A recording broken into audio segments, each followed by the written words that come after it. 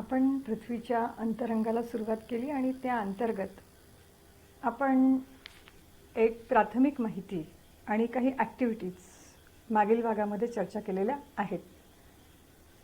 आता यामध्ये एक सदर आहे माहिती आहे का तुम्हाला?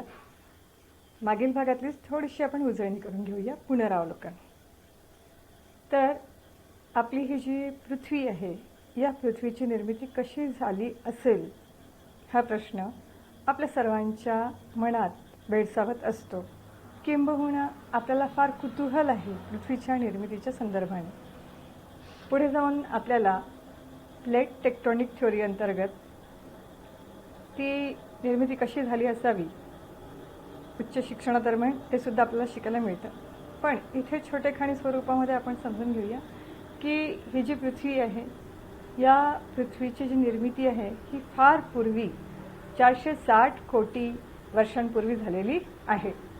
आता अगदी सुरुवातीच्या अवस्थेमध्ये ही जी पृथ्वी होती ही वायुरूप अवस्थेत होती. तुम्हाला कल्पना तुम्ही करू शकता का की पृथ्वी वायुरूप अवस्थेत होती? कारण आता ती वायुरूप अवस्थेत दिसते का तुम्हाला? नाही.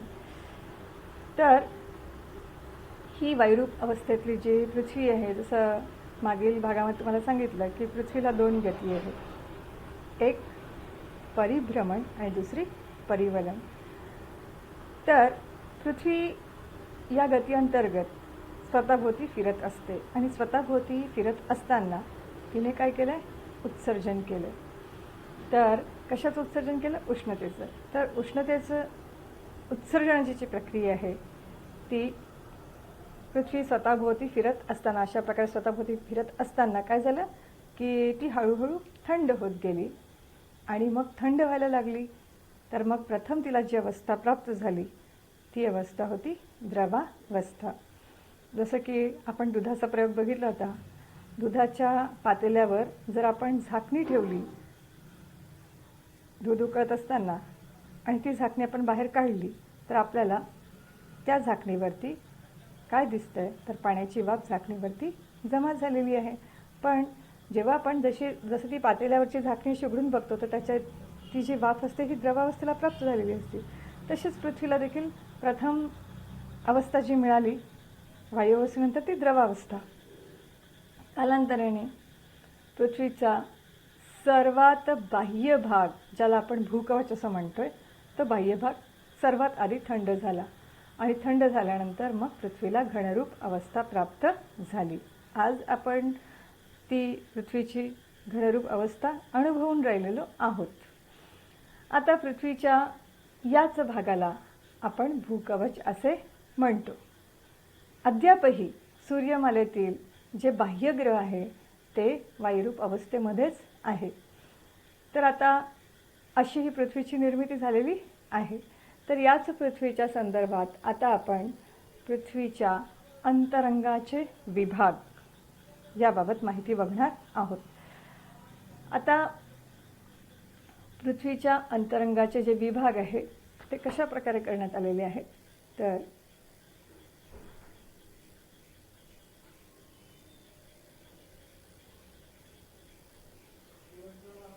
पहिला जो विभाग आहे तो आहे भूकवच. तर हा जो दिसतोय ना, हा पहिला विभाग आहे भूकवच. आता त्यानंतर दुसरा जो विभाग आहे तो आहे प्रावरण आणि तिसरा आहे गाभा.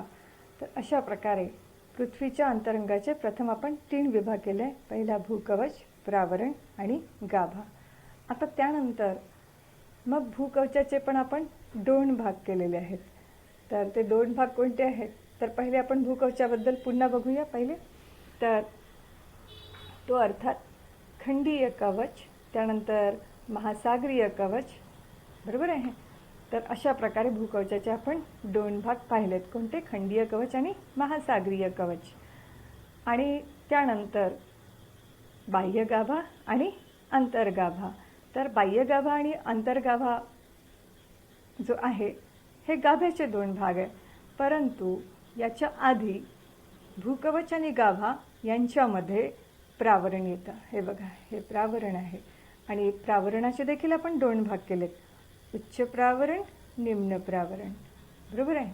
आणि गाभ्याचे आपण 2 भाग केलेत, बाह्य गाभा आणि अंतर्गाभा. तर अशा प्रकारे पृथ्वीच्या अंतरंगांचे आपण काय पाहिलेत, विभाग पाहिलेले आहे. तर आता हे पृथ्वीचे अंतरंगाचे विभाग आपण या आकृतीच्या मदतीने समजावून घेऊया.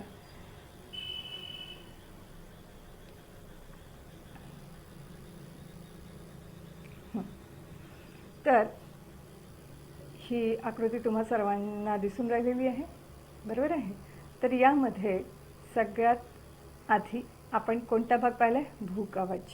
तर हा जो भाग दिसतो ना, हा जो भाग आहे हा भूकवचाचा भाग आहे. मागील भागामध्ये मी तुम्हाला एक कृती करायला दिली होती आणि सांगितलं होतं तुम्हाला की 3 गोळे करायचे आणि ते एकमेकांमध्ये भरायचे. पहिला निळ्या, त्यानंतर पिवळ्या आणि हा लाल गोळा, बरोबर आहे ना. आणि ते एकात एक भरल्यानंतर त्याला मधनं काप द्यायचा. तर त्या पद्धतीने वरचा जो भाग आहे काप दिल्यानंतर आपल्याला समजायला येतं की पृथ्वीची जी रचना आहे, अंतरंगाची रचना ही कशा प्रकारची असावी हे लक्षात येतं. तर हा जो भाग दिसतोय, तर हा भाग अर्थातच काय, तर हा भूकवचाचा भाग आहे. आता या भूकवचाचे सुद्धा आपण 2 भागामध्ये विभाजन केले आहेत, खंडीय कवच आणि महासागरीय कवच. हेच आपण याच्या आधी पाहिलं आहे बघा.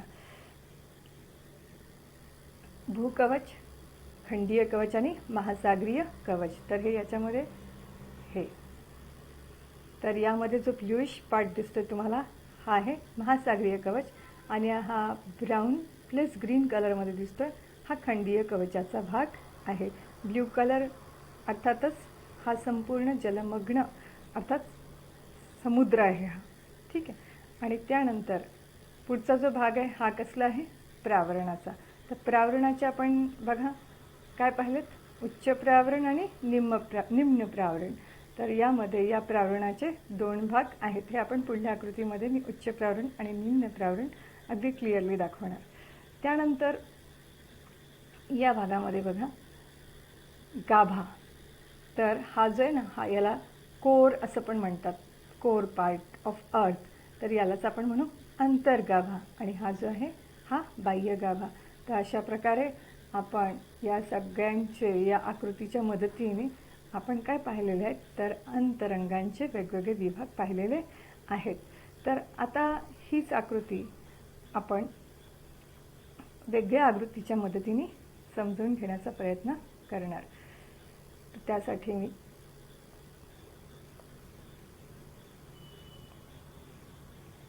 तर आता ही जी आकृती दिसते ही पृथ्वीच्या अंतरंगाची आकृती आहे. तर या पृथ्वीच्या अंतरंगाच्या आकृतीमध्ये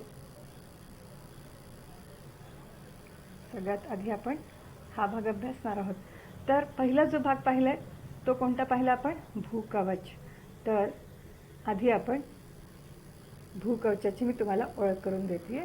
तर हा जो भाग दिसतोय तुम्हाला पहा, हा एवढा जो भाग दिसतोय हा भाग भूकवचाचा आहे. आता या भूकवचामध्ये त्या संदर्भाने आता आपण डिटेलमध्ये विचार करणार आहोत. तर हा जो भूकवच आहे तर हा घणावस्थेमध्ये आहे, पहिली बाब भूकवचाच्या संदर्भामध्ये.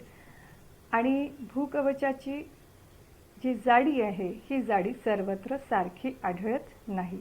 तर आता भूकवचामध्ये आपण 2 भाग केलेले आहेत. तर त्याला आपण खंडीय कवच आणि दुसरं आहे महासागरीय कवच. आता तुम्हाला प्रश्न पडला असेल खंडीय कवच, तर हे बघा या आकृतीमध्ये थोडं मोठं करता येईल, तर आणखी मोठं करता याला बघा.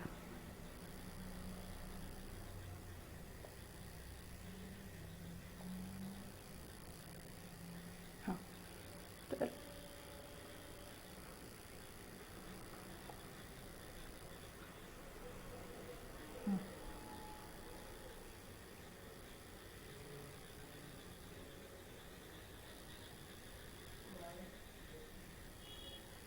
हा जो भाग दिसतोय तुम्हाला एवढा भाग, हा भाग अर्थात खंडीय कवचाचा भाग आहे. या खंडीय कवचामध्ये आपण ज्या भागामध्ये राहतो तो देखील खंडीय कवचाचाच भाग आहे.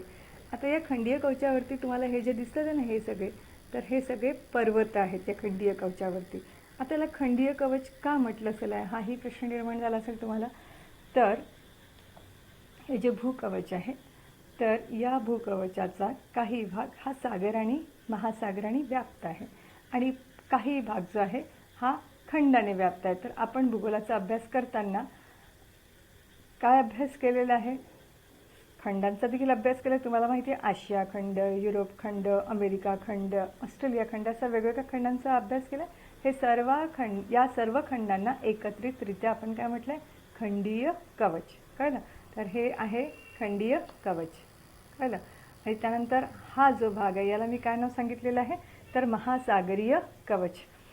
आता महासागरीय कवच अर्थातच हा जो पाण्याने व्याप्त आहे, अनेक वेगवेगळ्या प्रकारच्या महासागरांनी व्याप्त आहे, तर यांना एकत्रितरित्या आपण काय नाव दिलेलं आहे? महासागरीय कवच. तर सगळ्यात आधी आपण खंडीय कवचाबद्दल माहिती बघणार आहोत. तर आता भूकवचाची जी जाडी आहे, तर हा जो भूकवच आहे ना,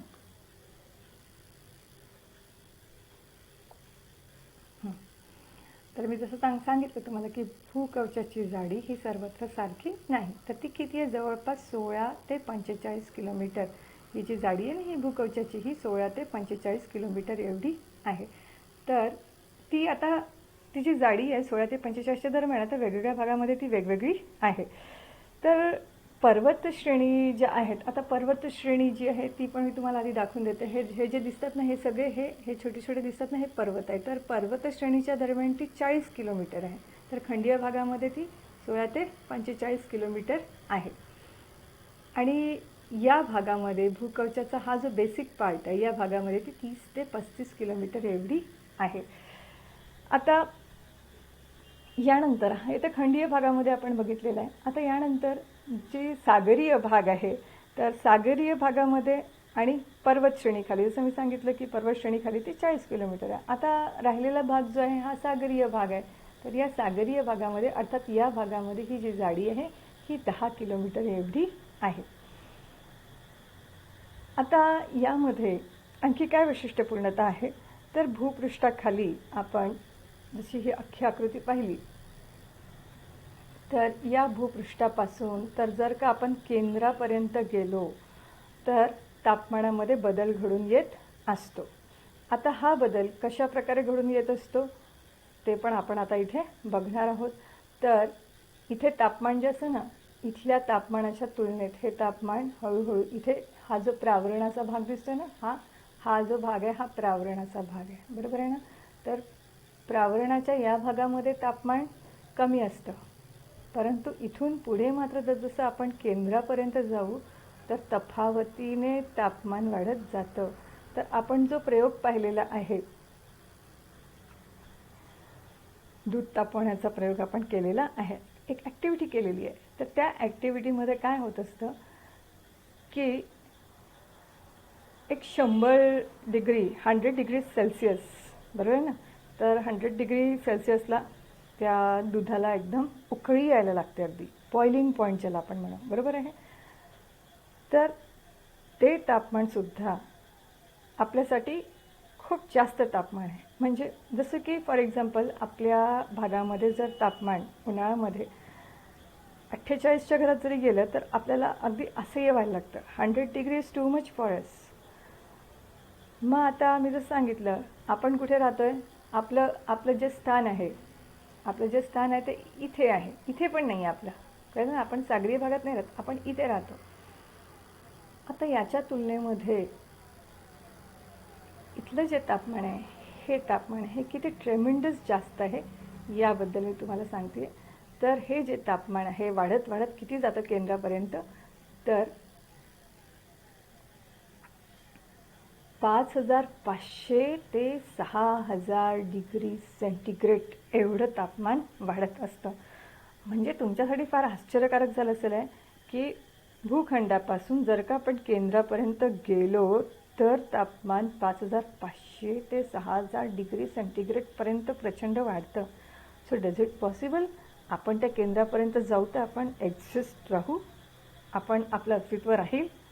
डज इट पॉसिबल? हाही प्रश्न इथे निर्माण होतो. ही किती इंटरेस्टिंग बाब आहे की आपण केंद्राकडे गेलो तर तापमान कसं किती भयंकर वाढतं हे सुद्धा आज आपल्याला पहिल्यांदाच कळलं आहे, बरोबर आहे ना.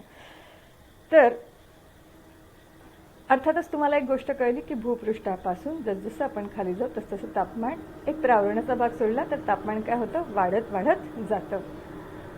आता वाढीच्या फक्त प्रावरणामध्येच वाढीच्या प्रमाणामध्ये घट होत असते हे आपल्याला इथे लक्षात आलेलं आहे. आणि गाभा क्षेत्रामध्ये स्पेशली बाह्य गाभा आणि आंतरगाभानंतर केंद्रापर्यंत ते एवढ्या मोठ्या प्रमाणामध्ये वाढतं. आता जे भूकवच हे जे आहे हे प्रावरण आणि गाभा. आता पहिले आपण पुन्हा एकदा जाऊया. हा गाभा आहे बरोबर ना, आणि हे प्रावरण आहे. तर इथे बघा याची जी जाडी जी आहे, याची जाडी बघा आणि याची जाडी बघा बरोबर आहे ना. आणि या भूकवचाची जाडी बघा इथून तर इथपर्यंत ही किती दिसते आपल्याला, 30 ते हार्डली 35 किलोमीटर जाडी आहे भूकवचाची. परंतु याची जाडी आणि याची जाडी कम्पॅरेटिव्हली कशी आहे, खूप जास्त आहे. म्हणजे आपल्याला काय गोष्ट लक्षात आलेली आहे की भूकवचाची जी जाडी आहे ही तुलनेने फार कमी आहे. कशाच्या तुलनेने फार कमी आहे तर अंतर्गाभा, बाह्य गाभा किंवा असं म्हणूया आपण प्रावरण आणि गाभा यांच्या तुलनेमध्ये भूकवचाची जाडी ही कशी आहे, फार कमी आहे. आता यामध्ये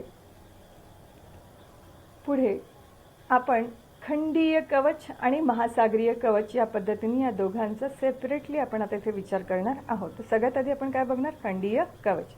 आता हे जे खंडीय कवच आहे तर या खंडीय कवचाच्या संदर्भामध्ये सांगते. तर खंडीय कवचामध्ये हा बघा, आता आपण या खंडीय कवचाचाच विचार करणार आहोत. तर या खंडीय कवचामध्ये काय असतं की हा खंडीय कवच आणि हा महासागरीय कवच. तर आता याच्याबद्दल मी बोलणार आहे. तर या कवचामध्ये सियाल आणि ॲल्युमिनियम हे दोघंही सिलिका आणि ॲल्युमिनियम हे दोघांचंही अस्तित्व आपल्याला याच्यामध्ये आढळतं.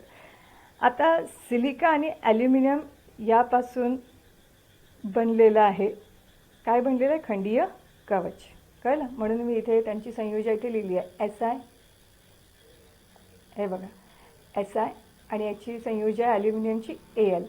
तर silica plus aluminium, SI means silica plus AL means aluminium, या दोघांचे संयोजन silica plus aluminium is equal काय तिथे तयार झालेलं आहे, सियाल तयार झालेलं आहे. तर सिलिका जे आहे म्हणजे आता मी बोलली सिलिका याच्यामध्ये म्हणजे खंडीय भूकवचामध्ये सिलिका आढळतं. तर सिलिका काय असतं, सिलिका हे सिलिकॉनच्या मूलद्रव्याचं संयुग आहे. आणि या दोघांनी मिळून तिथे हा बनलेला खंडीय भूकवच ज्याला आपण काय म्हटलेलं आहे, सिलिका असं आपण म्हटलेलं आहे. या दोघांनी मिळून बनलेलं आहे. अर्थातच सियाल आणि ॲल्युमिनियमनी मिळून हे जे खंडीय भूकवच आहे हे बनलेलं आहे. आता जसं मी आत्ताच चर्चा केली आहे, तापमानाच्या संदर्भाने पण चर्चा केलेली आहे. तर भूखंडीय कवचाची जी घनता आहे तर ही जी घनता आहे ती आपल्याला किती आढळते तर 2.65 ग्रॅम ते 2.90 ग्रॅम एवढी या खंडीय भूकवचाची काय आढळते, घनता आढळते.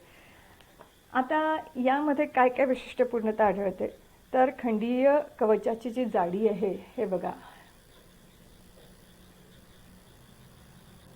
हे जे खंडीय कवच आहे ना तर याची जी जाडी आहे जवळपास या खंडीय कवचाची ही इथून तर इथपर्यंतची जाडी आहे तर ही जवळपास 30 किलोमीटर एवढी जाडी याची आहे. आता यामध्ये दुसरा जो भाग आहे तो अर्थातच महासागरीय कवच. परंतु तत्पूर्वी एक गोष्ट मात्र सांगायची राहिलेली आहे की या दोनही भागामध्ये अर्थात हा भाग आणि हा भाग यामध्ये आढळणारे खडक जे असतात हे वेगवेगळ्या प्रकारचे खडक आढळत असतात. म्हणजे खंडीय भागामध्ये वेगळे खडक आढळतात आणि महासागरीय कवचामध्ये वेगळे खडक आढळतात. तर जो खंडीय कवच असतो तर याच्यामध्ये प्रामुख्याने किंवा आपण असं म्हणू विशेषत्वाने ग्रॅनाइट हा खडकांचा प्रकार आढळतो. आता यानंतर आता आपल्याला पुढे बघायचं आहे की महासागरीय कवच. तर महासागरीय कवच अर्थात हा जो महासागराने व्याप्त जो भाग आहे त्याला महासागरीय कवच असं आपण म्हटलेलं आहे. तर महासागरीय कवच हा जो आपण भूकवचाचाच first layer of the earth ज्याला आपण भूकवच म्हटलं, तर हा त्याचा दुसरा भाग आहे, त्याला आपण महासागरीय कवच म्हटलं. जसं याला आपण खंडीय कवच म्हटलं, त्याला महासागरीय कवच. तर आता या संदर्भाने आता आपण डिटेल्समध्ये विस्तृत माहिती बघणार आहोत. तर हा जो थर आहे हा भूकवचाचा दुसरा थर आहे. आता यामध्ये काय विशेषत्वाने आपल्याला पाहायला मिळतं, तर याच्यामध्ये Cl आणि मॅग्नेशियम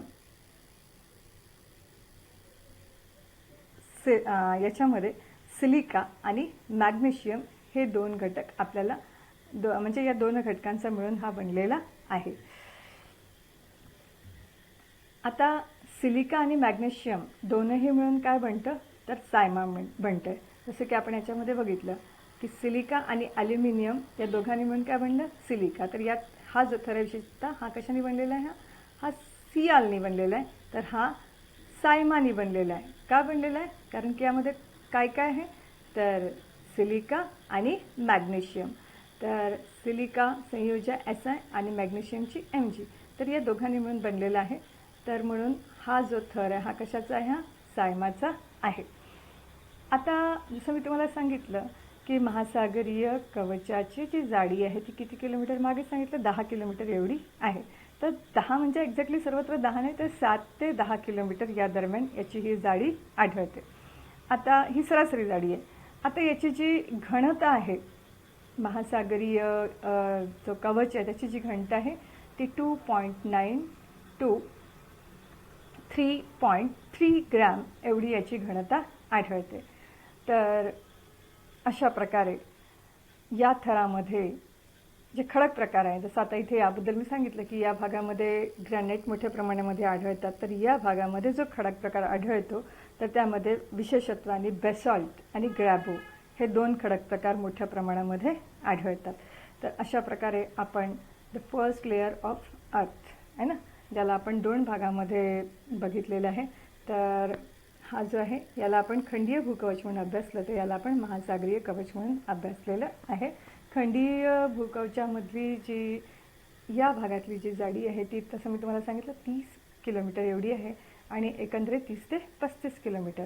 खंडीय भूकवच हे कशापासून बनलेलं मी तुम्हाला सांगितलं, तर सिलिका आणि ॲल्युमिनियम या दोघांनी मिळून काय तयार झालं, Cl तयार झालं. तर विशेषतः Cl आणि ग्रॅनाइट या खडकापासून बनलेलं आहे. आणि याची जी घनता आहे ती घनता किती सांगितली ती मी तुम्हाला, तर 6.5 to 2.99 ग्रॅम एवढी याची घनता आहे. आता आपण जर वरपासून भूकवचापासून केंद्रापर्यंत जाऊ तर आपल्याला दोन विशेष गुणधर्म यामध्ये पाहायला मिळतात, म्हणजे ज्याच्यामध्ये बदल घडून येत असतात. तर ती एक आहे घनता आणि दुसरं आहे तापमान. तर आपण तापमानाच्या संदर्भाने पण विस्तृत अशी चर्चा केलेली आहे. आणि दुसरा जो आपण पाहिला होता तो अर्थातच महासागरीय. तर महासागरीयामध्ये पाहिलं की तो जो भाग आहे त्याची जी एरिया आहे त्याचा तो जवळपास 10 किलोमीटर वगैरे आहे आणि तो सायमापासून बनलेला आहे, बरोबर आहे ना. तर अशा प्रकारे आपण आणि इथे विशेषत्वाने आढळणारे जे खडक आहेत त्या खडकामध्ये आपण काय पाहिलं की ग्रॅबो आणि दुसरा जो खडक आहे तो कोणता पाहिला, बेसॉल्ट. तर अशा दोन खडकांनी मिळून हा भाग बनलेला आहे. तर आता याच्यानंतर आपण थोडं पुढील भागाकडे बघूया.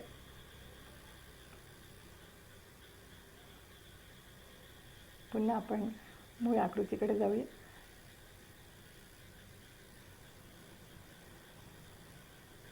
हा प्रयोग तर मी तुम्हाला करायला सांगितलेलाच आहे, करायला दिलेलाच आहे, ठीक आहे ना. अँड आय होप की तुम्ही अशा पद्धतीने तो प्रयोग केलेला असणार आहे. तर आता आपण इथे अशा प्रकारे भूकवचाची माहिती बघितलेली आहे. तर आता यानंतर आता आपल्याला या संदर्भाने माहिती बघायची आहे. तर पृथ्वीच्या अंतरंगातील विविध थरातील जी मूलद्रव्ये आहेत, स्पेशली मी आता सिलिकाबद्दल बोललेली आहे, तर यामध्ये विविध थरांमधले मूलद्रव्ये आपल्याला लक्षात ठेवायची, त्यांची संयोज्य देखील लक्षात ठेवायची. तर सिलिकाची जी संयोज्य आहे मी आत्ताच आकृती दरम्यान चर्चा केलेली सांगितली ती Si आहे, तर ॲल्युमिनियमची Al आहे, सिलिकाची पण तीच आहे, मॅग्नेशियमची Mg आहे, निकेलची Na आहे, तर आयर्नची Fe आहे. आणि विज्ञानामध्ये तसं पण आपल्याला हे सगळे जे घटक आहेत, मूलद्रव्य आणि त्यांच्या संयोज्या आपण सायन्समध्ये अभ्यासतोच आहे. तर ही जी घनता आहे ही काय होत असते, वाढत वाढत जाते. अर्थातच आपण हा जो डायग्राममध्ये हे जे दाखवलेलं आहे ना, तर इथपासून ही जी घनता आहे ही काय होत जाते, वाढत वाढत जाते. हे एवढं आपल्याला लक्षात ठेवायचं आणि त्यांची संयोज्या पण आपल्याला लक्षात ठेवायची आहे. आता यानंतर पुन्हा आपल्याला आता पुढचा थर जो आहे याचा त्याकडे वळूया. तर त्याकडे वळताना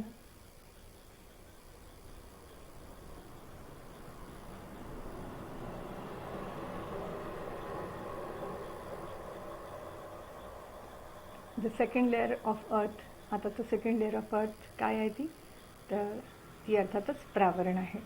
तर प्रावरणाच्या संदर्भात मी असं म्हणेल की भूकवचाच्या नंतरचा जो दुसरा थर आहे, अर्थात तो थर म्हणजे काय आहे, प्रावरण.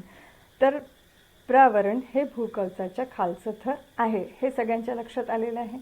हे बघा, हे भूकवच आणि त्यानंतर सलग त्याला लागून असलेला जो थर आहे त्याला आपण काय म्हणूया, प्रावरण, सेकंड लेअर ऑफ अर्थ. तर हे प्रावरण देखील घनरूप आहे. जसं इथे आपण पाहिलं, हे घनरूप आणि द्रवरूप दोन्ही याच्यामध्ये आपल्याला आढळलेलं आहे, बरं ना, भूकवचाच्या बाबतीत. पण हे मात्र कसं आहे, घनरूप आहे. तर घनरूपमध्ये हा जो भाग आहे याला आपण उच्च प्रावरण, याचे दोन भाग आपण मगाशी अभ्यासले. तर हा जो भाग आहे हा उच्च प्रावरण आणि हा जो भाग आहे याला आपण काय नाव दिलं आहे, निम्न प्रावरण. आता या दोहोंचाही आपण एकत्रितरित्या विचार करणार आहोत. तर उच्च प्रावरण जे आहे हे जास्त प्रवाही आहे. आता प्रवाही तर आहे, आणखी काय वैशिष्ट्य आहे उच्च प्रावरणाच्या संदर्भात पुन्हा एकदा मी दाखवते तुम्हाला. पुनश्च हा जो भाग आहे ना उच्च प्रावरणाचा, या संदर्भात मी बोलते. तर हा जो भाग आहे हा, याबद्दल मी आता बोलते. तर याला आपण काय म्हटलं, उच्च प्रावरण. दुसरं वैशिष्ट्य काय सांगितलं, याचा हा जो भाग असतो हा कसा असतो, प्रवाही असतो. इथे शिलारस कोठी देखील तयार होत असते. आता जो मी शब्द विशेषत्वाने वापरलेला शिलारस कोठी, मला शिलारस कोठी का म्हटलं याबद्दल मी आधी सांगते. तर शिला हा मूळचा जो शब्द आहे हा हिंदी शब्द आहे आणि ज्याला आपण खडक म्हणतोय त्याला हिंदीमध्ये शिला हा सुद्धा शब्दप्रयोग करतात. तर या भागामध्ये तापमानाच्या प्रभावामुळे खडक वितळतात आणि खडक वितळल्यामुळे जे द्रावण तयार होतं त्याला शिलारस असं म्हणतात. आणि हा जो शिलारस, याला दुसरा देखील, शिलारसाला दुसरा देखील शब्द आहे लाव्हारस. आणि ज्या वेळेला भूकंप आणि ज्वालामुखी या दोन प्रकारच्या प्रक्रिया घडून येत असतात तर त्याचं जे ॲक्टिव्ह सेंटर आहे भूकंपाचं आणि ज्वालामुखीचं ते अर्थात उच्च प्रावरण असतं. The action take place here असं मला सांगायचं आहे. जे पण भूकंपाची प्रक्रिया घडते किंवा ज्वालामुखीची प्रक्रिया घडते तर त्या दरम्यान या शिलारस कोठीमधनं हा जो शिलारस आहे अर्थात लाव्हारस आहे हा बाहेर पडत असतो. तर त्या दृष्टीने हा भाग प्रावरणाचा अभ्यासात्मक दृष्टिकोनातून महत्त्वाचा आहे. आणि जसं मी सांगितलं, ज्वालामुखी दरम्यान शिलारस बाहेर पडतो. तर दुसरी जी प्रक्रिया असते ती म्हणजे कोणती असते, भूकंप. तर भूकंपाचं जे अपिकेंद्र असतं किंवा भूकंपाचं जे केंद्र असतं ते या भागामध्ये असतं आणि इथनं या भागातनं ज्या वेव्ज असतात त्या ज्या वेव्ज ज्याला आपण लहरी म्हणतो मराठीमध्ये, प्राथमिक लहरी, दुय्यम लहरी ज्या असतात, तर या लहरी या भागामधनं अर्थातच या भागामधनं या ज्या लहरी असतात ना या अशा भूकंपाच्या पास होत असतात. तर त्या दृष्टिकोनातनं हे प्रावरण खूप महत्त्वपूर्ण असतं. आता या प्रावरणाला दुर्बलावरण असं देखील म्हणतात. या प्रावरणाला दुसरं नाव देखील का बरं दिलं आहे, कारण की इथेच भूकंप आणि ज्वालामुखीच्या प्रक्रिया देखील घडून येत असतात. तर तुम्हाला विशेष गोष्ट ही सांगते की हा जो प्रावरणाचा हा जो भाग आहे तर इथे म्हणजे 9व्या वर्गात ज्यावेळेला मी शिकवेल त्यावेळेला तर ऑफकोर्स डिटेलमध्ये सांगेल. आता अगदी थोडक्यात सांगते की या भागामध्ये किरणोत्सारी पदार्थ असतात आणि त्यामुळे या भागात ऊर्जा लहरींची निर्मिती होत असते. कोणत्या भागामध्ये, या प्रावरणाच्या भागामध्ये ऊर्जा लहरींची निर्मिती होत असते किरणोत्सारी पदार्थामुळे. आता या ऊर्जा लहरी ज्या वेळेला ॲक्टिव्ह होतात तर त्यामुळे काही हालचाली होत असतात. त्या हालचाली दोन प्रकारच्या असतात, एक शीघ्र आणि दुसरं मंद. आता ज्या मंद हालचाली असतात तर त्याचा देखील परिणाम आपल्याला अनुभवायला मिळतो. तो काय परिणाम, मंद हालचालीचा परिणाम काय आहे तर त्या वरचा जो भाग दिसतो तुम्हाला, तर या भागामध्ये पर्वतांची निर्मिती होत असते, पर्वत आणि द्रोणींची निर्मिती होत असते. तर ही मंद हालचालींची परिणामकारकता असते, द्रोणी निर्मिती आपण म्हणू, पर्वत निर्मिती. आणि दुसरा जो परिणाम आहे, जर का या हालचाली शीघ्र असतील तर मात्र परिणाम आपल्याला वेगळ्या स्वरूपात पाहायला मिळतो. तर शीघ्र हालचालींचा परिणाम काय होत असतो, तर आपल्याला भूकंप, ज्वालामुखीसारख्या घटना भूकवचावरती अनुभवायला मिळतात. परंतु द बेसिक ज्या भूकंप किंवा ज्वालामुखी घडवून आणणाऱ्या ज्या काही गोष्टी असतात त्या मात्र इथे होत असतात, या प्रावरणामध्ये होत असतात. ही इथे महत्त्वपूर्ण बाब आहे. नेक्स्ट इयर आपल्याला अतिशय 9व्या वर्गामध्ये विस्तृत या संदर्भाने छानपैकी अभ्यासायचंच आहे मॅटर, पुन्हा भूकंप आणि ज्वालामुखी. आता पुढे बघूया. तर याची जी जाडी आहे, भूकवचाची जाडी आहे, प्रावरणाची, तर ही जी इथपासून तर हे बघा, इथपासून तर इथपर्यंत आणि इथपासून तर इथपर्यंत दोन्ही लेवलमध्ये अभ्यासायची आहे. तर जर आपण हा विचार केला तर जवळपास भूकवचापासून याची जी जाडी आहे इथपर्यंतची, ती 2870 किलोमीटर एवढी आहे. परंतु आपण 2 पार्ट्समध्ये जेव्हा आपण याला हे केलं आहे, जसं उच्च प्रावरण आणि त्याच्यानंतर निम्न प्रावरण, तर या भागामध्ये याची जी जाडी आहे ती आहे 2400 किलोमीटर ते 2900 किलोमीटर एवढी याची जाडी आहे. आणि या भागामध्ये जसं मी तुम्हाला सांगितलं की भूकवचापासून जसजसं आपण खाली जाऊ तसतसं तापमानामध्ये वाढ ही होत जाणार. ही वाढ या भागामध्ये आल्यानंतर किती होत असते, तर जवळपास 2200 डिग्री सेल्सिअस ते 2500 डिग्री सेल्सिअस एवढी, किंवा आपण सेंटीग्रेडही म्हणू शकतो.